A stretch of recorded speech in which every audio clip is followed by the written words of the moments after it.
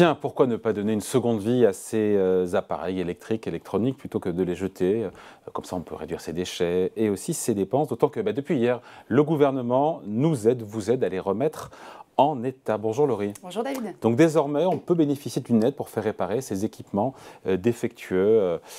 C'est quoi? C'est les grille-pains, lave-vaisselle, aspirateur, télé, voilà. Tout à fait David, un nouveau dispositif issu de la loi anti-gaspillage de 2020 vient d'entrer en vigueur ce jeudi 15 décembre.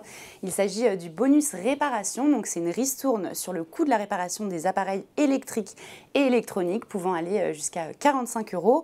L'objectif, vous l'aurez compris, c'est d'inciter le consommateur à prolonger la durée de vie de leurs appareils plutôt que de les changer. Il faut savoir qu'aujourd'hui, 90% des pannes ne sont pas réparées. Voilà, et réparer son appareil plutôt que d'en acheter un neuf, on se dit évidemment que c'est une bonne idée. Dans les faits, réparer, ça coûte cher. Donc voilà, donc comment on peut toucher et puis surtout quels sont les appareils qui sont concernés? Eh bien, la remise du bonus est calculée selon le type d'appareil. Elle est comprise entre 10 et 45 €.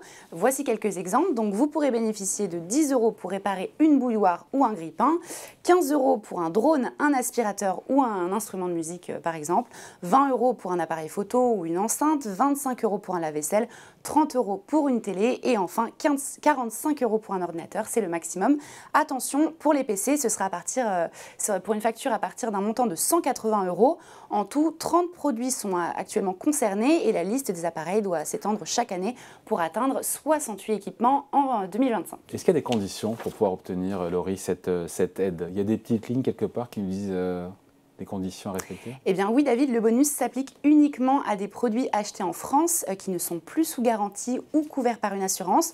Donc pas de bonus en revanche pour le remplacement d'accessoires, de batteries ou si le problème provient d'un usage non conforme par exemple. L'éco-organisme Écosystème précise que le fonds de réparation est uniquement mis en place pour des réparations dues à l'électrique et l'électronique.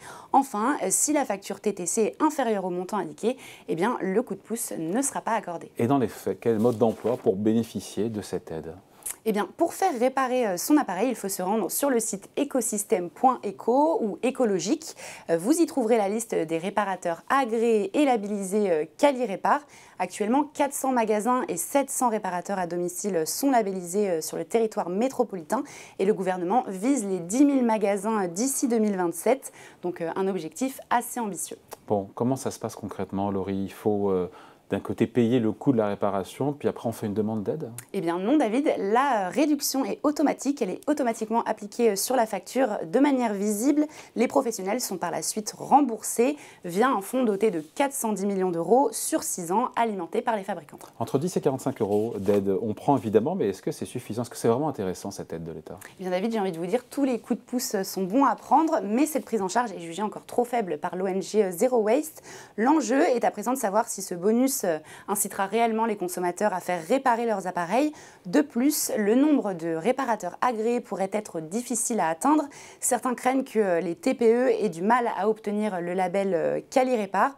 Pour cela, 31 critères sont évalués, comme par exemple la justification de l'origine des pièces, le détail des devis ou encore les qualifications du personnel. Un label donc très exigeant qui pourrait décourager les petites structures. Bon, on finit là-dessus. Juste comment savoir si mon appareil, pour le coup, est réparable?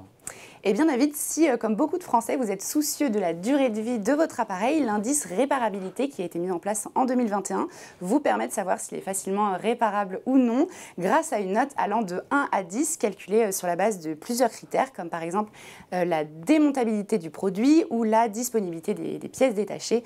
Donc plus votre produit sera réparable, plus la note sera élevée. Voilà, 10 sur 10 pour ces explications signées Laurie Yevzdin. Merci Laurie. Merci Salut. David. Bye.